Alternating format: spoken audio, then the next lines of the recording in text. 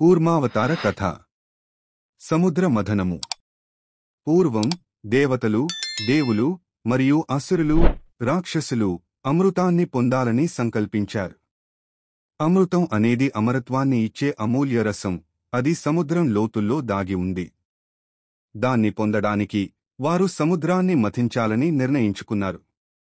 మందర పర్వతాన్ని మథనం కోసం రోదసిగా ఉపయోగించి వాసుకి అనే నాగరాజును తాడుగా తీసుకున్నారు. దేవతలు ఒకవైపు, అసురులు మరోవైపు నిలబడి సముద్రాన్ని మథించడం ప్రారంభించారు. మందర పర్వతం కదలిక. మథనం మొదలైన కొద్దిసేపటికే మందర పర్వతం సముద్రంలోకి మునిగిపోవడం ప్రారంభించింది. అందరూ గందరగోళానికి గురయ్యారు. పర్వతం మునిగితే మథనం అసాధ్యం అవుతుంది అని అందరూ భయపడ్డారు. విష్ణువు కూర్మావతారం. ఈ సంక్షోభాన్ని అధిగమించడానికి శ్రీ మహావిష్ణువు మహాకూర్మం తాత రూపాన్ని ధరించి సముద్రంలోకి ప్రవేశించారు.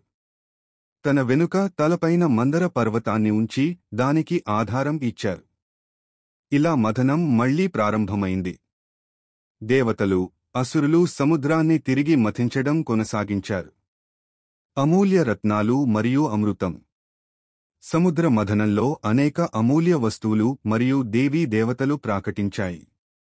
అవి కామధేనువు, దివ్య గోమాత, లక్ష్మీదేవి మరియు చివరికి అమృత కుంభం, అమృత పాత్ర.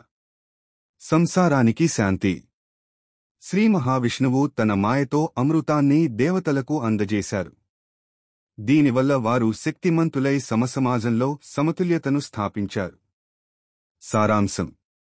కూర్మావతారం మనకు ధైర్యం, స్థిరత్వం మరియు ప్రపంచాన్ని కాపాడడంలో శ్రీ మహావిష్ణువు యొక్క పాత్రను తెలియజేస్తుంది.